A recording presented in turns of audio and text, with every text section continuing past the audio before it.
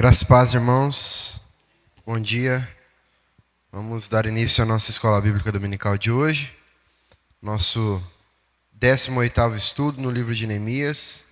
Hoje nós vamos estudar aí o capítulo 10 inteiro. É um capítulo que também tem bastante nomes aí, né, envolvidos, né?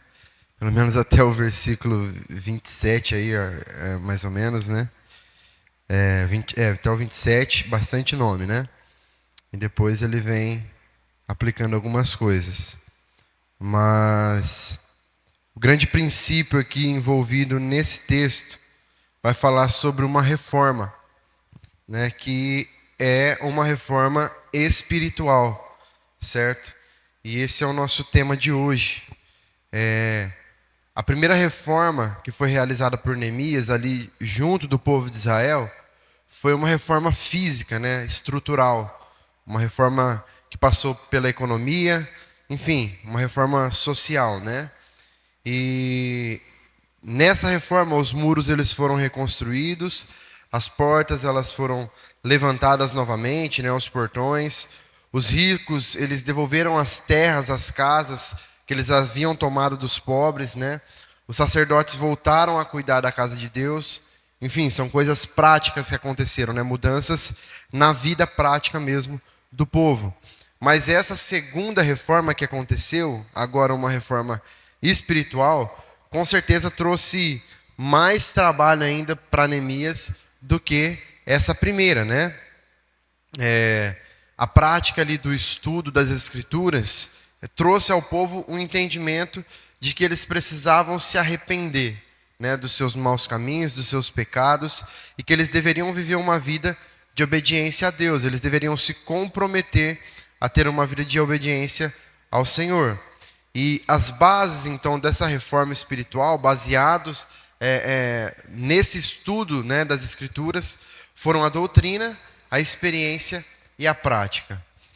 O povo havia se desviado dos caminhos do Senhor já, né?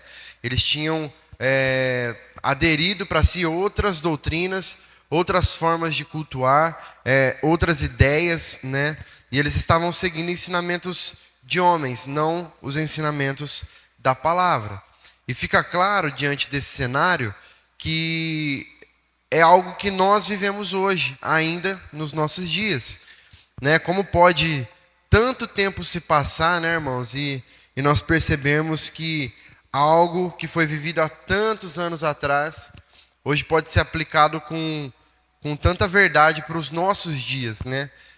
Pessoas que adotam para si uma outra forma de viver o evangelho que não tem absolutamente nada a ver com o verdadeiro evangelho bíblico, né?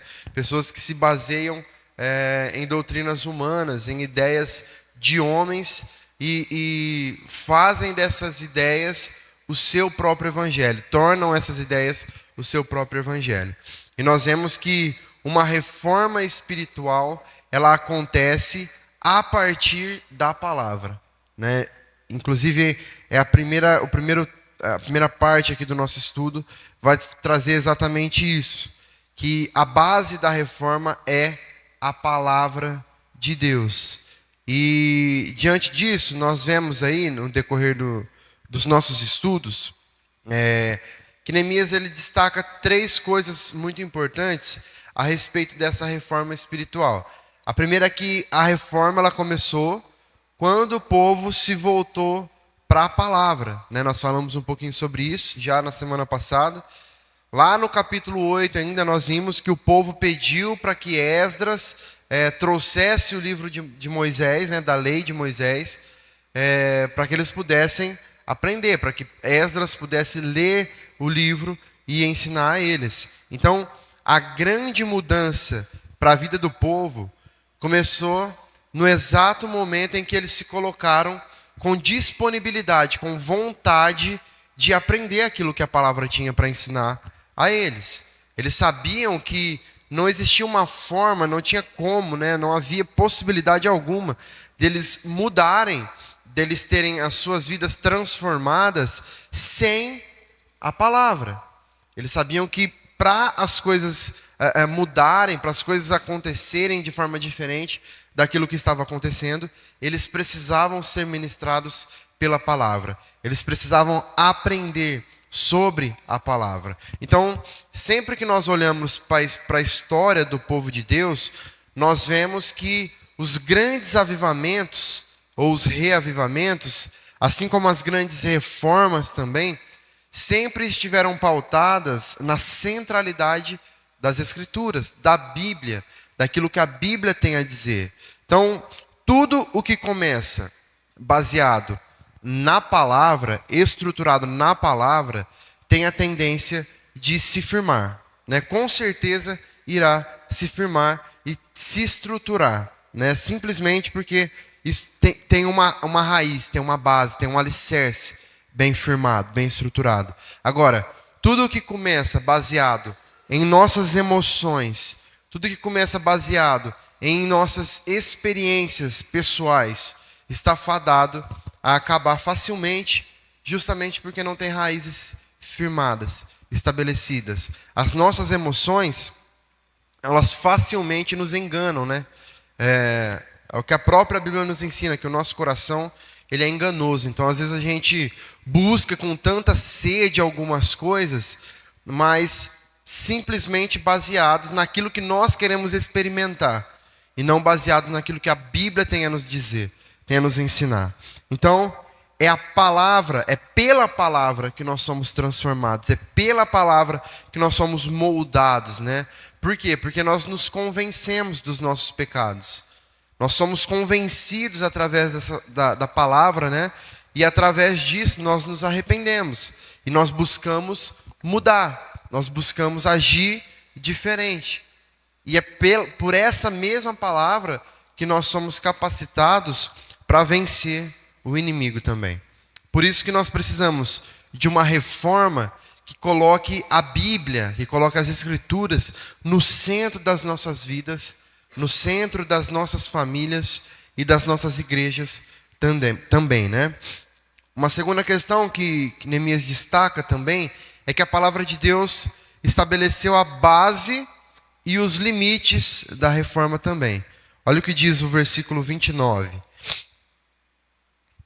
Firmemente aderiram aos seus compatriotas, os nobres, e prometeram com juramento e sob pena de maldição que andariam na lei de Deus, que foi dada por meio de Moisés, servo de Deus, que guardariam e cumpririam todos os mandamentos do Senhor nosso Deus, e os seus juízos e os seus estatutos. A aliança que é feita, irmãos, com base na palavra, ela assume o compromisso de andar, de guardar e de cumprir os mandamentos de Deus. Um dos maiores problemas existentes dentro das igrejas hoje, né, talvez nem seja a falta de conhecimento em si, mas a falta da obediência à palavra que nós já conhecemos. Né, nós olhamos para as igrejas, né, e nós vemos igrejas cheias de pessoas que já estão ali por um bom tempo. Né? Se nós olharmos para a nossa realidade de igreja, falando da nossa igreja especificamente, nós vamos ver que é uma igreja de pessoas que já estão há bastante tempo na igreja. Né? E essa é a realidade de muitas igrejas por aí. Né? Então, nem sempre o problema é a falta do conhecimento. Muitas vezes o conhecimento está ali. Né? O problema maior talvez seja a falta de obediência a esse conhecimento que nós já adquirimos, que nós já temos. Nós estamos cansados de ouvir, irmãos. Né? Nós estamos ouvindo as mesmas coisas há 20, 30, 40 anos já. Né? O evangelho ele não muda, ele é o que é. Né? Não tem... às vezes a gente fica nessa de querer buscar uma revelação nova, né? Mas a Bíblia, ela é muito direta, né? Ela é muito prática e toda vez que nós a lemos, nós somos ministrados, claro, de forma especial, de forma diferente, né? De acordo com algumas circunstâncias, só que o evangelho não muda, ele é o mesmo sempre, né? E nós sempre vamos ouvir praticamente as mesmas coisas, né? Só que então, esse conhecimento que nós adquirimos precisa produzir uma experiência de vida. E essa experiência precisa desenvolver ações práticas, atitudes verdadeiras.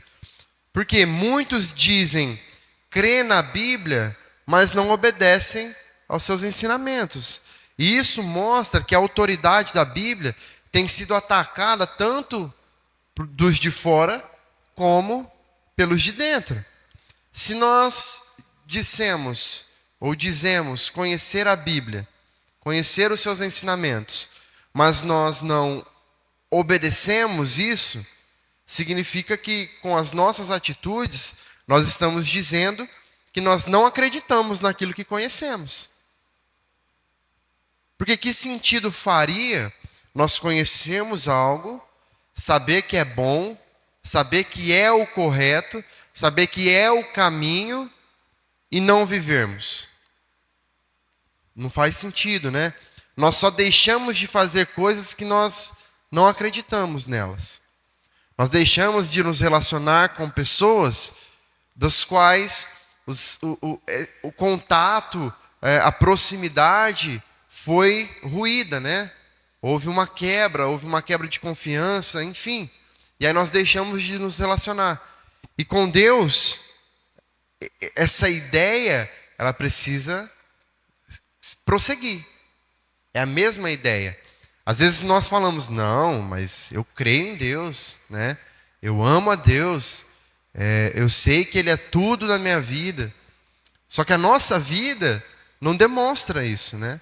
Com as nossas ações, com as nossas palavras, com as nossas atitudes, a nossa forma de pensar, de se comportar, demonstra exatamente o contrário daquilo que com a nossa boca nós dizemos crer, né? E em terceiro lugar, a reforma começou quando o povo saiu do sentimento para a ação. Nós vimos isso na semana passada, no último versículo do capítulo 9, versículo 38. Que vai dizer assim: por causa de tudo isso, nós fizemos uma aliança fiel por escrito, e os nossos príncipes, os nossos levitas e os nossos sacerdotes puseram seu selo sobre ela. Por quê? Justamente é muito fácil nós falarmos que nós seremos fiéis a Deus. No calor do momento, na emoção de uma bênção recebida, de um milagre recebido, nós até falamos que seremos fiéis a Deus. Mas o povo de Israel entendeu que eles precisavam ir além das palavras. Eles precisavam assumir de fato um compromisso, firmar um documento que atestasse esse comprometimento que eles estavam firmando com Deus e com os seus líderes. Por isso, então, eles firmaram uma aliança. Eles agiram, eles colocaram em prática aquilo que eles estavam aprendendo. E é isso que nós precisamos fazer ao tomarmos conhecimento daquilo que a Bíblia nos ensina, daquilo que a palavra tem a nos ensinar. Nós precisamos nos comprometer com Deus, antes de mais nada, né? Mas também com a nossa igreja, né? Colocando a nossa força, o nosso vigor para trabalhar, para que as coisas aconteçam aqui dentro também. Quando nós fazemos isso, nós estamos assumindo um compromisso diante das pessoas de nos envolvermos com a obra do Senhor, certo? E nós vemos também na sequência aí do capítulo 10, quem foram os participantes da reforma, né? Nós vamos ver que foram tanto os líderes como o povo todo. Todos eles participaram. E um ponto importante disso é que a liderança precisa ser exemplo para que aconteça uma reforma espiritual verdadeira e eficiente no meio do povo. Precisa partir de quem lidera, de quem governa. Neemias, o governador de Judá, ele é o primeiro a colocar o seu nome no selo ali. É o primeiro a colocar o seu selo, a sua assinatura naquele documento que o povo estava se comprometendo. E isso representa o exemplo. Isso representa que ele estava dando para os demais legalidade para que eles fizessem também isso, né? Por isso que os sacerdotes, os levitas, os chefes das famílias e depois todo o restante do povo colocaram ali o seu selo sobre o compromisso ali firmado diante de Deus. Então, a reforma espiritual, nós vemos que ela não alcançou apenas os líderes, né? Os líderes foram aqueles que deram o pontapé inicial, aqueles que se comprometeram primeiro, né? Mas a partir deles, todo o povo então assumiu o compromisso de andar, de obedecer a palavra de Deus, de obedecer ao Senhor e a sua lei. Então fica claro que todos, até mesmo as crianças, podiam compreender e participar desse juramento. O versículo 28 vai dizer, o resto do povo, os sacerdotes, os levitas, os porteiros, os cantores, os servidores do templo e todos os que tinham se separado dos povos de outras terras para seguirem a lei de Deus, com as suas mulheres, os seus filhos e suas filhas, todos os que tinham saber e entendimento, todos estes se envolveram. Os grandes avivamentos da história surgiram quando o povo entrou em aliança com Deus para o buscar, para o conhecer e principalmente para o obedecer. É nesse momento que um avivamento verdadeiro acontece. Nós vivemos hoje, irmãos, uma espiritualidade que ela é centrada no homem, né? Uma espiritualidade que ela é centrada naquilo que o homem pode receber de Deus. E aí não é mais o homem que está a serviço de Deus, é Deus que está a serviço do homem. É como se a vontade do homem é que devesse ser realizada assim na terra como no céu, e não a vontade de Deus, né? E nós precisamos nos voltar para Deus por causa de Deus, e não por causa das suas bênçãos, e não por causa daquilo que Ele tem a nos oferecer. Isso porque é muito melhor ter o Deus das bênçãos do que as bênçãos de Deus. Uma coisa é consequência da outra, né? Quando nós vivemos para o Deus das bênçãos, com certeza nós vamos desfrutar das bênçãos de Deus. Mas se nós passarmos as nossas vidas buscando apenas as bênçãos de Deus, sem nos submetermos ao Deus das bênçãos, nós estaremos vivendo uma espiritualidade interesseira, falsa, né? E isso não nos transforma. Muito pelo contrário, isso faz de nós como crianças mimadas, né? Que ficam emburradas quando o pai não faz a vontade delas. E nós não podemos ser essas crianças mimadas diante do Senhor. Ele é o nosso Pai, Ele é o nosso Criador, aquele que nos fez, aquele que nos mantém, que nos sustenta. E nós precisamos nos voltar para Ele por causa dEle, e não por aquilo que Ele tem a nos oferecer. Amém? Do versículo 28 ao 39, nós vamos ver alguns compromissos que foram assumidos, que foram firmados para que essa reforma espiritual acontecesse, né? E talvez nós tenhamos aqui um dos mais sérios documentos dos tempos antigos, né? Onde nós podemos ler as preocupações do povo e dos líderes, né? Em relação ao futuro da nação. Então, baseado nisso, eles selaram aqui 7 compromissos. Eles selaram um pacto, assumindo 7 compromissos com Deus. O primeiro compromisso é a consagração a Deus. Como nós lemos no versículo 28, o resto do povo, os sacerdotes, os levitas, os porteiros, os cantores, os servidores do templo e todos os que tinham se separado dos povos de outras terras para seguirem a lei de Deus, com as suas mulheres, os seus filhos e as suas filhas, todos os que tinham saber e entendimento.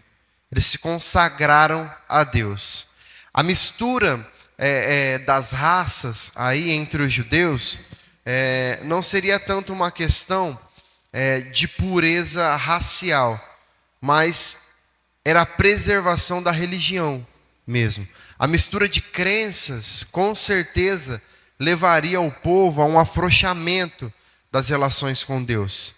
Então, eles não se afastaram dos povos em si, das pessoas em si, mas das crenças desses povos, das práticas pagãs, da mistura religiosa entre eles. E isso porque eles queriam uma reforma verdadeira na doutrina e nas suas vidas. Por isso eles entendiam que não tinha como eles viverem no meio dessa mistura, de crenças, de práticas mundanas, pagãs. Por isso, eles se consagravam, eles se separavam para que eles estivessem santos, para que eles permanecessem santos diante do Senhor. Um segundo compromisso, né, que eles assumiram foi o da observância da palavra de Deus. No versículo 29, que nós já lemos, nós vimos que o povo decidiu se submeter à autoridade da Bíblia, das Escrituras, né? Eles entendiam que eles não podiam mais esperar as bênçãos de Deus se eles não obedecessem a sua palavra. Não tem como nós desejarmos e esperarmos ser abençoados por Deus se nós não obedecermos a sua lei. O povo aqui, irmãos, eles não estavam procurando bênçãos, procurando prosperidade, saúde, e nem se entregando às práticas do misticismo para alcançar milagres. Eles não estavam fazendo isso, eles estavam firmando uma aliança, um pacto com Deus, com seus líderes, de andar na lei, de cumprir os mandamentos do Senhor. É isso que eles estavam fazendo, sem pensar nos benefícios que eles teriam. Naquele momento, era o grande projeto de vida deles. Era obedecer ao Senhor. Eles estavam firmando um propósito de obedecer ao Senhor. Uma terceira questão, um terceiro compromisso que eles assumem, está relacionado à proibição do casamento misto. O versículo 30 diz assim: que não dariam as suas filhas em casamento aos povos da terra, nem escolheriam as filhas deles para casar com seus filhos. O princípio espiritual tratado aqui é sobre a lealdade a Deus. Essas uniões mistas aqui do povo de Deus com estrangeiros, com os pagãos, era algo condenado pela lei. Né? Lá em Êxodo capítulo 34 nós vemos isso. Mas era algo permitido quando o estrangeiro era convertido a Deus. Né? Assim como quando Ruth, por exemplo, sendo moabita, né, ela se casou com Boaz e se tornou membro da genealogia de Cristo, inclusive, né? Só que o casamento misto, ele poderia produzir alguns conflitos conjugais por conta das convicções de que cada um teria, né? Convicções contrárias que cada um teria. Assim como também na educação dos filhos, por exemplo, que poderia se tornar uma educação ineficaz, né? Cheia de falhas, cheia de controvérsias ali. Então, o motivo para a proibição do casamento misto também não era algo racial, não era um preconceito, né? Era algo espiritual. Era por causa da espiritualidade do povo, porque a mistura entre crenças levaria a um distanciamento das relações do povo para com Deus. Outra questão é que aparentemente eles usavam dessas uniões como meio de obter vantagens financeiras também, né? Era um meio de subir socialmente falando. E tanto Esdras como Neemias e também Malaquias, eles confrontam esse problema de forma veemente até. E essa é uma questão tão séria, irmãos, que se nós nos lembrarmos, por exemplo, do dilúvio, né? O dilúvio ele foi provocado ali quando os filhos de Deus se casaram com as filhas dos homens, né? Ou seja, quando houve casamentos entre aqueles que serviam a Deus com aqueles que não serviam, né? Foi um ápice ali, foi uma gota d'água, né? E pensando nos nossos dias, o casamento misto, né, entre pessoas que servem a Deus e pessoas que não servem a Deus, ele oferece 3 possibilidades muito claras, né?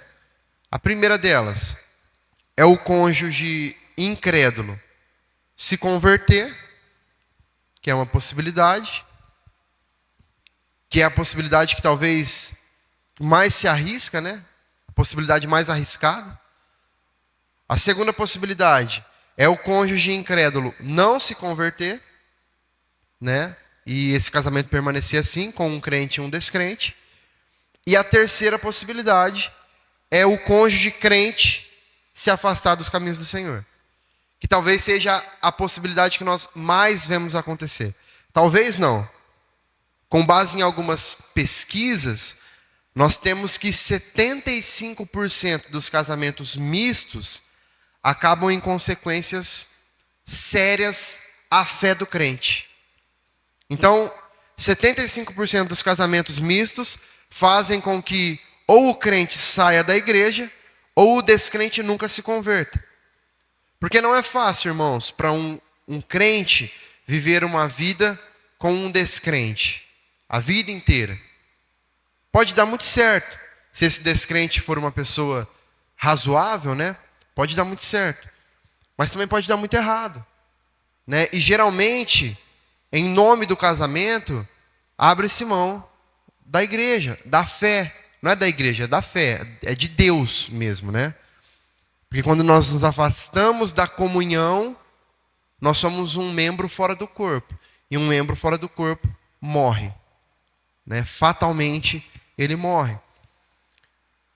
E aí a pergunta que fica é: se você soubesse que o avião que você está prestes a embarcar tem 75% de chances de cair, você embarcaria?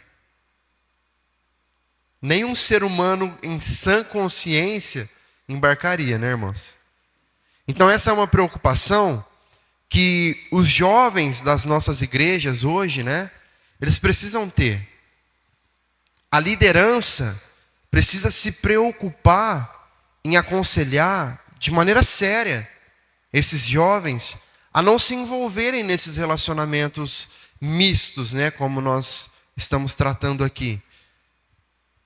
Porque talvez na ânsia, né, de querer entrar em um relacionamento, na ânsia de querer se relacionar com alguém, né, naquele desejo ali de namorar, simplesmente por namorar, isso pode acabar trazendo uma mancha irreversível para a vida dessas pessoas. Só que o alerta também, e inclusive vale também para os que estão dentro da igreja, né? Porque não é o simples fato de estar dentro da igreja que torna alguém crente.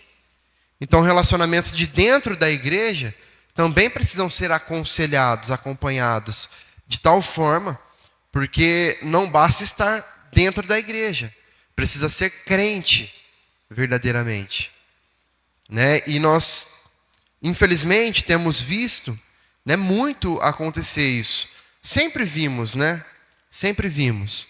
Dentro da igreja, pessoas se relacionando com pessoas de fora, e por causa desses relacionamentos, essa pessoa se afasta, essa pessoa deixa de participar com tanta frequência, com a mesma frequência que ela participava, até ela não vir mais.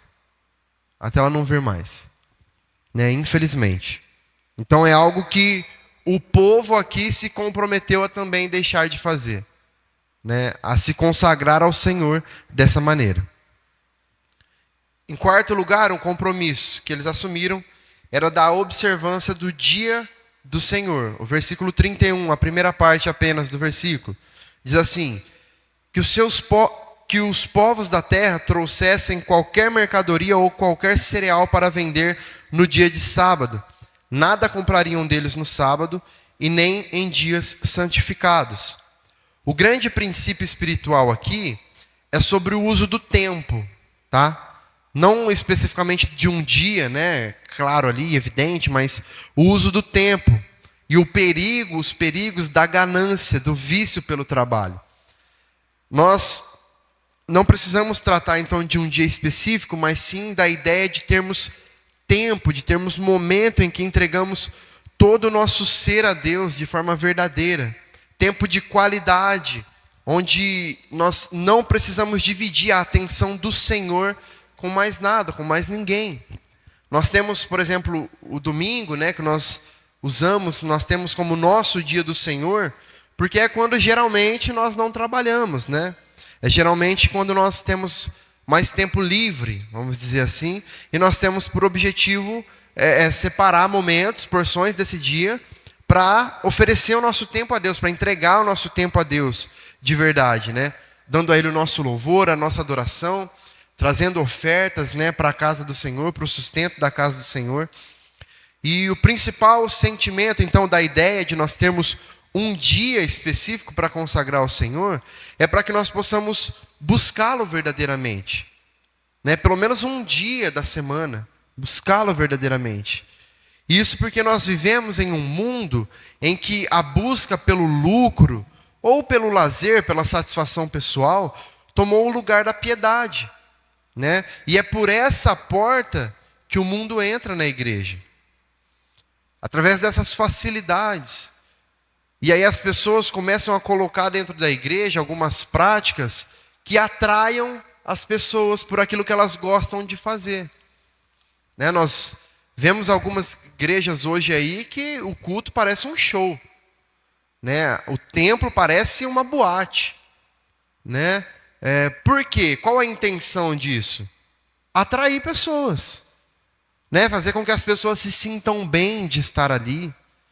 Irmão, se você vai para a igreja, para um culto, com a consciência correta, não tem como você não se sentir bem de estar ali.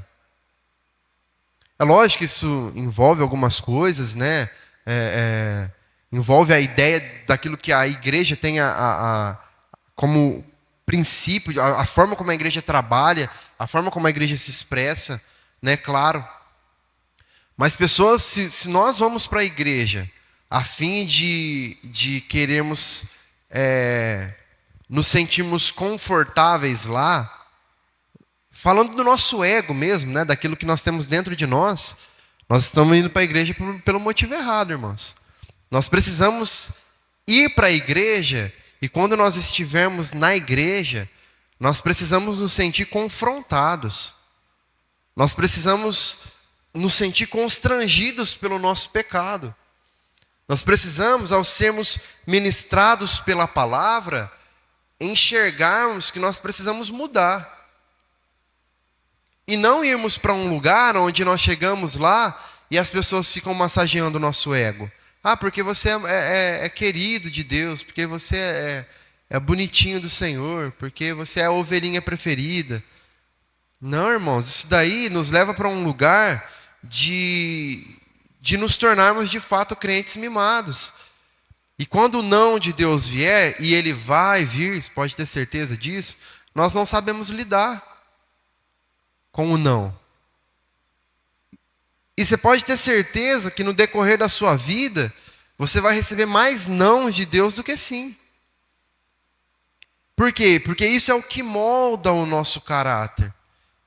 Quem nós somos, queremos o contrário daquilo que Deus tem para nos oferecer.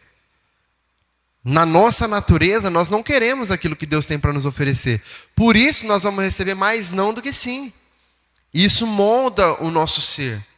Isso faz com que nós busquemos a Deus de forma verdadeira. Não pelas bênçãos que Ele tem a nos dar, mas por quem Ele é, de fato.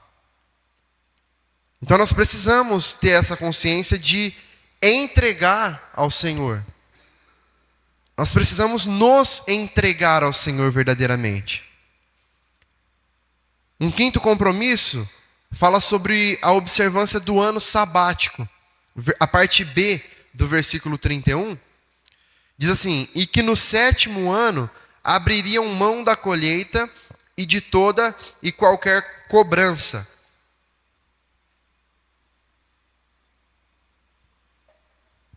O princípio que é tratado aqui fala sobre a ansiedade pelo futuro, né? E sobre a confiança em Deus também. O ano sabático era um ano de descanso da terra, né? Onde não se colhia, né? A terra que iria descansar, no caso. O povo precisava aprender que a terra era de Deus e que eles eram apenas mordomos daquela terra. Então, o propósito de Deus ali não era apenas de ensinar a mordomia ao povo, mas também de provar a confiança deles na providência de Deus e livrá-los da ganância. Como nós mencionamos também na semana passada, né? Deus, ele promete sustentar o seu povo, as nossas necessidades. Ele vai sustentar. Então, esse período aqui, esse ano sabático, ele reflete isso, né? Ele nos traz a ideia de que nós precisamos descansar no Senhor também, confiar de que Ele irá fazer por nós. Então, é uma ideia que fala contra aquelas pessoas que trabalham de forma frenética, que não param, que inclusive nos seus momentos de descanso estão trabalhando. Aquele ditado, né, que para descansar carrega pedra, né? E fala contra isso, então. Nós precisamos parar. Nós precisamos parar, porque o parar significa confiar que Deus está nos sustentando enquanto nós paramos também. Porque a providência vem dele, não vem da força do nosso braço. Nós trabalhamos, nós fazemos a nossa parte, mas sempre confiando que, inclusive quando trabalhamos, a providência quem dá é Deus. A começar pelo fato de que Ele tem nos dado saúde para levantar e trabalhar. Se Ele estalar o dedo, nem isso nós teremos. Então, muito engano nosso pensar que esse querer mais, essa ganância de sempre estar querendo trabalhar, fazendo algo para acumular, é algo que nós mesmos estamos fazendo. Se Deus quiser nos parar, irmãos, Ele vai nos parar. Ele vai nos parar. E tudo que nós temos vai se acabar. Simplesmente para que a gente entenda que tudo que existe, que tudo que nós possuímos aqui é passageiro. E não nos pertence. Não nos pertence, pertence a Deus. Um sexto compromisso é a observância das ofertas para a manutenção do culto. Versículos de 32 a 34 diz assim: também assumimos a obrigação de contribuir anualmente com 4 gramas de prata para o serviço do templo do nosso Deus, para os pães da proposição, para a oferta contínua de cereais, para o holocausto contínuo dos sábados e das festas da lua nova, para as festas fixas, para as coisas sagradas, para as ofertas pelo pecado, para fazer expiação por Israel e para toda a obra do templo do nosso Deus. Nós, os sacerdotes, os levitas e o povo lançamos sorte a respeito da oferta da lenha que se havia de trazer ao templo do nosso Deus, segundo as nossas famílias, em tempos determinados, de ano em ano, para queimar sobre o altar do Senhor nosso Deus, como está escrito na lei. O princípio aqui, irmãos, faz referência ao uso do dinheiro, né? A importância do sustento do culto, da casa de Deus.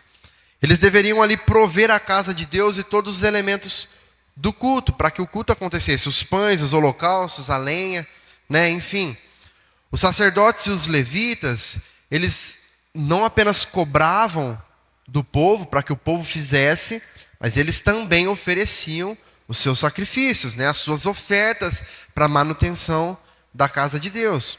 E isso nos mostra, isso nos ensina que nós devemos ter prazer em dar o nosso melhor na casa de Deus. Prazer em entregar aquilo que nós temos para que a obra cresça, para que o reino cresça. Porque o ministério, irmãos, exige dedicação, muita dedicação. E o servo de Deus não pode se distrair em relação àquilo que é deste mundo. É o que diz 2 Timóteo capítulo 2, né? Os obreiros do Senhor, eles devem dar o melhor de si, entregar o melhor de si, tanto em relação aos seus bens, como em relação ao seu tempo, como em relação aos seus dons e seus talentos. E as igrejas, por outro lado, devem estar dispostas a sustentar também os seus obreiros, para que eles possam dar o seu melhor sempre, sem se preocupar com o que é deste mundo, com o que é material, certo? E por último, em sétimo lugar, o sétimo compromisso assumido é a observância dos dízimos, né? Os versículos de 35 a 39, diz assim: também nos comprometemos a trazer anualmente à casa do Senhor as primícias da nossa terra e todas as primícias de todas as árvores frutíferas, bem como os primogênitos dos nossos filhos e do nosso gado, como está escrito na lei, Assumimos a obrigação de trazer ao templo do nosso Deus, aos sacerdotes que ministram nele, aos primogênitos das nossas manadas e das nossas ovelhas, e de trazer aos sacerdotes, aos depósitos do templo do nosso Deus, as primícias da nossa massa, as nossas ofertas, o fruto de toda a árvore, o vinho e o azeite. Também nos comprometemos a trazer os dízimos da nossa terra aos levitas, pois a eles cumpre receber os dízimos em todas as cidades onde há lavoura.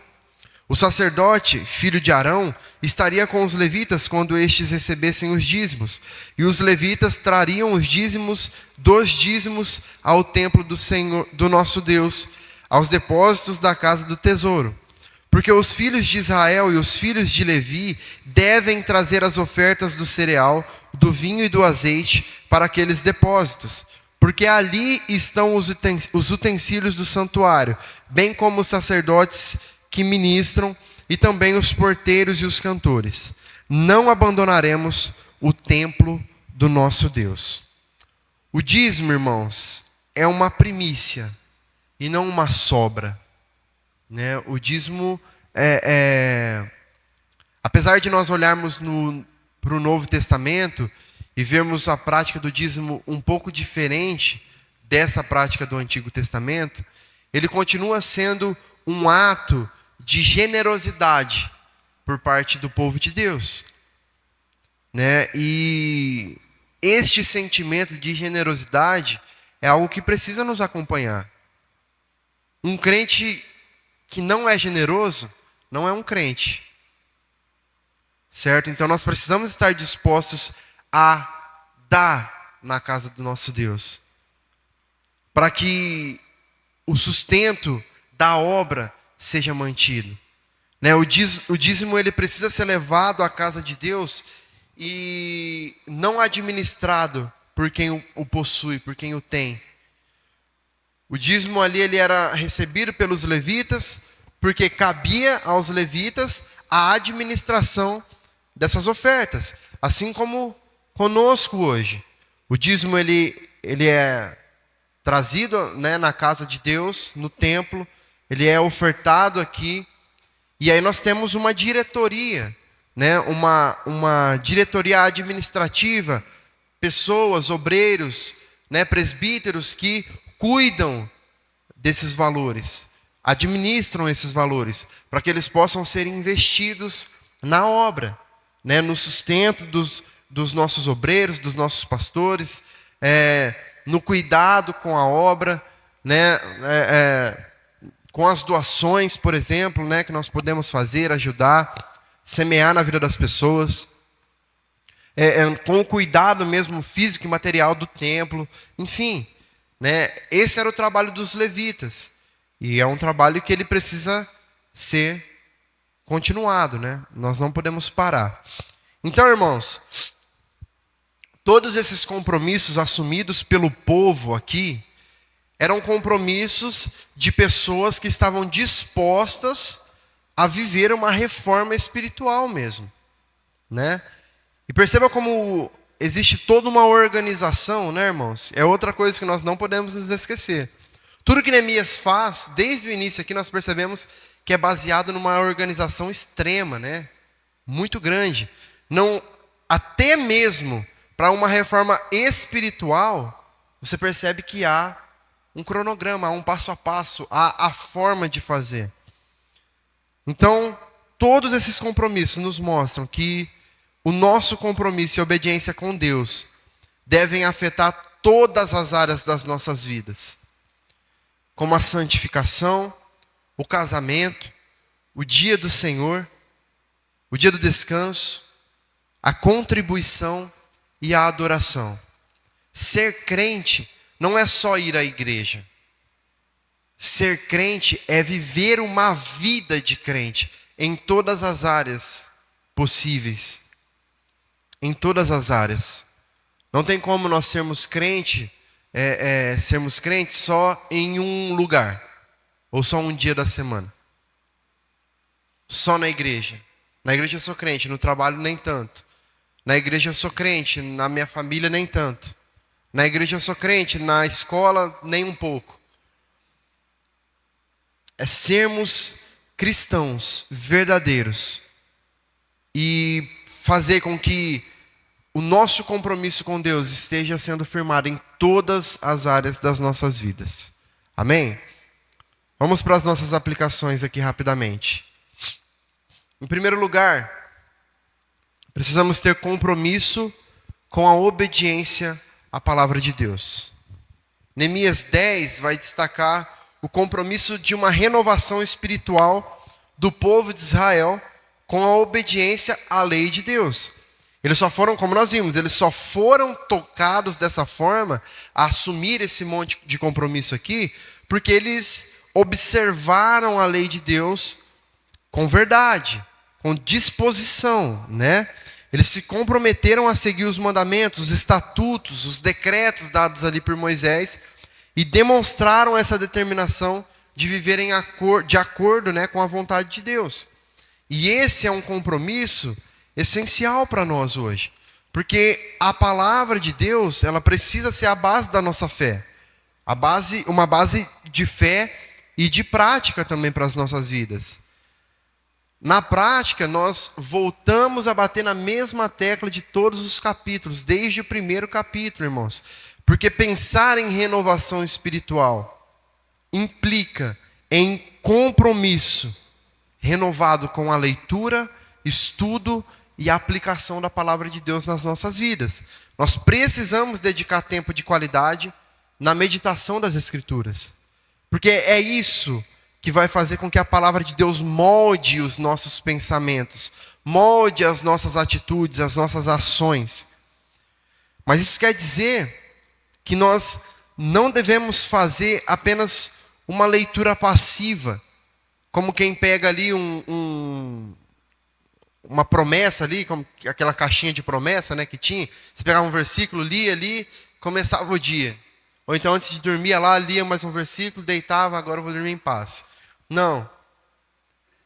Sem envolvimento verdadeiro, irmãos, que nos leve a estudar de forma ativa, buscando entendimento profundo, nós não vamos moldar os nossos pensamentos, as nossas atitudes. Por isso nós reforçamos a importância de estarmos juntos como igreja, empenhados em conhecer cada vez mais a palavra do Senhor. E além disso, a obediência à palavra de Deus, né, ela deve se refletir em todas as áreas das nossas vidas, como nós dissemos. Nós conhecemos muito, mas praticamos pouco. Nós sabemos muito, mas obedecemos pouco. Nós precisamos aplicar os princípios da nossa fé, os princípios bíblicos, nos nossos relacionamentos, no nosso trabalho, nas nossas decisões financeiras, no nosso estilo de vida, de modo geral. Quando nós enfrentamos problemas ou alguns dilemas morais ou éticos, nós precisamos buscar orientação na Bíblia, permitindo que ela nos guie nas nossas escolhas. Esse compromisso com a obediência demonstra a nossa reverência a Deus, demonstra o nosso desejo de viver de maneira que o agrade. O povo foi atingido pela palavra de tal forma que eles não conseguiam mais pensar em uma outra forma de viver, senão assumindo um compromisso ali. Quer dizer que eles viveriam de forma perfeita para o resto da vida? Não. E nós sabemos que não. Nós sabemos que eles vão errar novamente. Assim como é conosco. Mas é importante que nós nos arrependamos. Assim como é ainda hoje. Percebe assim que a história da Bíblia, é óbvio que falando de cânon bíblico, né? Ela foi encerrada ali. Mas nós continuamos dando sequência à história do povo de Deus. Nós damos ainda sequência à história do povo de Deus. E assim como esse povo, nós também erramos, nós também desobedecemos, nós também magoamos e ferimos o coração do Senhor. Mas é importante que assim como eles também, nós tenhamos consciência, nos arrependamos dos nossos pecados e nos voltemos para Deus.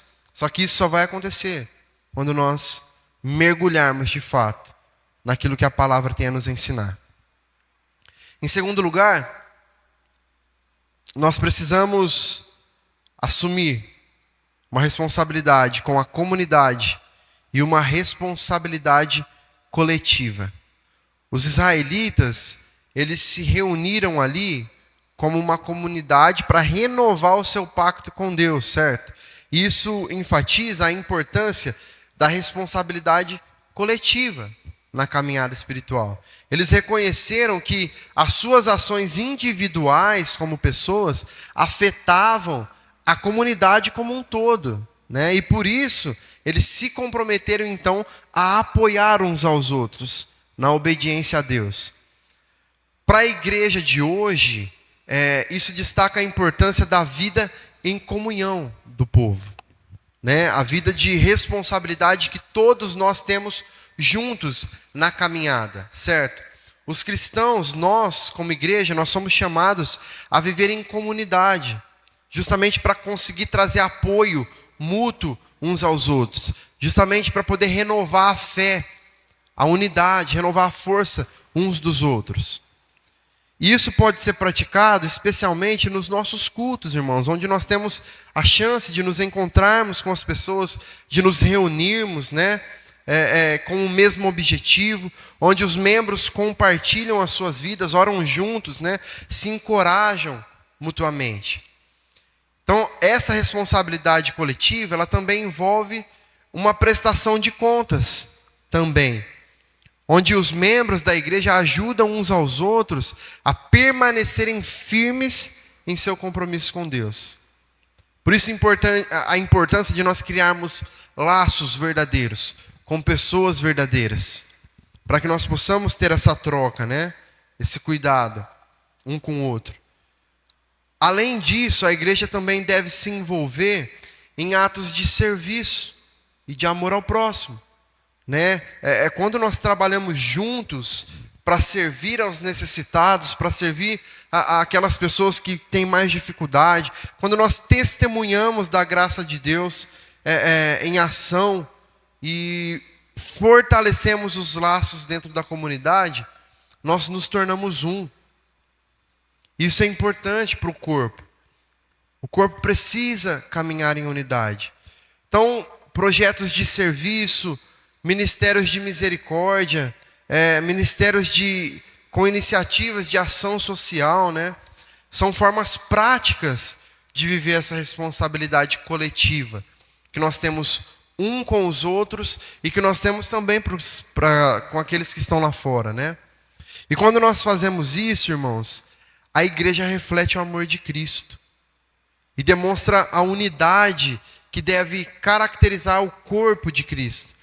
É muito fácil, é muito natural que nós, como igreja, no decorrer do tempo, a gente se acomode, né? E a gente passe a viver dentro da nossa bolha, né, de crente, nossa bolha de igreja, e a gente não sai, não consegue furar essa bolha para nada, para ir para fora para nada. E aí nós não conseguimos atingir outras pessoas.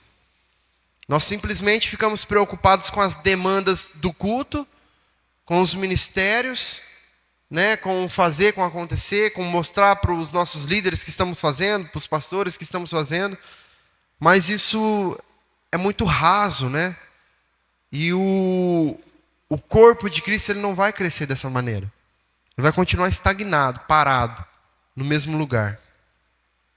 Então, esse incentivo para que a igreja trabalhe junto, em união, em comunhão, né, é algo de extrema importância para que nós nos tornemos de fato um corpo saudável.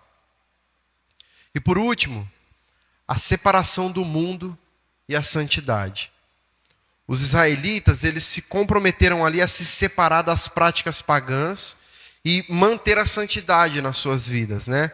Especialmente no que diz respeito ali aos casamentos e às alianças com outros povos. Então, eles entenderam que a santidade era crucial para manter um relacionamento correto com Deus e para cumprir o propósito ali do povo escolhido, né? Para nós hoje, a separação do mundo e a busca pela santidade, ela continua sendo princípios fundamentais para nós. Isso não significa isolamento físico. Não significa que nós não vamos trabalhar, né, num trabalho secular, como a maioria de nós temos. Mas significa uma distinção clara em valores, em atitudes, em comportamentos. Significa ser diferente onde nós estamos. É isso que significa. Nós somos chamados para ser sal, para ser luz no mundo, vivendo de maneira que reflita o caráter de Cristo. E isso implica em evitar práticas que contrariam esses ensinamentos, em evitar prática que nos torne parecidos com quem está lá fora, com o mundo. Nós precisamos viver as nossas vidas de maneira que honre o nome de Deus, o nome que nós carregamos. Então, na prática, isso pode envolver, irmãos, algumas escolhas conscientes em áreas como o entretenimento, relacionamentos, a ética do trabalho, né? Algumas práticas do dia a dia que todo mundo faz, mas que nós sabemos que não é legal, que não é o mais correto de se fazer. E porque todo mundo faz, a gente acaba fazendo também. Para não ficar como chato, né? Para não parecer ser o inconveniente, o desmancha a rodinha, né? E aí a gente acaba se deixando levar, se deixando influenciar por essas coisas, e a gente se torna mais um no meio ali da multidão. Nós precisamos ser seletivos, irmãos, sobre aquilo que nós consumimos e com quem nós nos associamos, para garantir que as nossas influências nos aproximem de Deus e não nos afaste dele. Para garantir que nós sejamos a influência que aproxima outras pessoas de Deus. E não as influências que colaboram para que essas pessoas continuem cada vez mais distantes de Deus. Seja através do nosso testemunho, seja através dos nossos conselhos, da nossa conversa, da maneira como nós nos comportamos, falamos, agimos, né? A santidade, ela se manifesta também em como nós tratamos os outros, em como nós refletimos o amor, a justiça, a misericórdia de Deus em todas as nossas interações, né? Então, quando nós buscamos a santidade, nós devemos nos lembrar de que é um processo contínuo, né? Um processo contínuo que é capacitado pelo próprio Espírito Santo de Deus. Nós devemos orar por transformação diária, nós devemos pedir que Deus nos purifique, nós devemos pedir que Deus nos ajude a viver de acordo com a sua vontade, mas com a consciência de quem faz essa obra acontecer é o Espírito. E assim nós podemos nos tornar testemunhas eficazes do poder transformador do Evangelho. E a partir disso, nós glorificamos a Deus. Nós honramos a Deus em tudo que nós fazemos. Os israelitas, irmãos, eles se comprometeram a obedecer aos mandamentos, às leis de Deus. Eles reconheceram a importância da lei de Deus em suas vidas. E em Jesus, nós vemos o cumprimento perfeito dessa lei. Em Jesus, nós encontramos não apenas um exemplo de obediência perfeita, mas também a capacitação para viver de acordo com a palavra de Deus. Cada membro do corpo está interligado, né? E nós somos chamados a carregar os fardos uns dos outros, lá em Gálatas 6:2. Mas em Jesus nós encontramos o elo verdadeiro que nos une como corpo, que nos faz estar juntos verdadeiramente, porque Ele é a nossa paz. Ele é quem age quebrando as barreiras, né, que nos dividem, que nos impedem de nos aproximarmos, né, uns dos outros. Jesus nos chama para sermos santos, assim como Deus é santo. E através do seu sacrifício naquela cruz, nós fomos redimidos, nós fomos separados para Deus, nós fomos feitos santos e irrepreensíveis diante dele.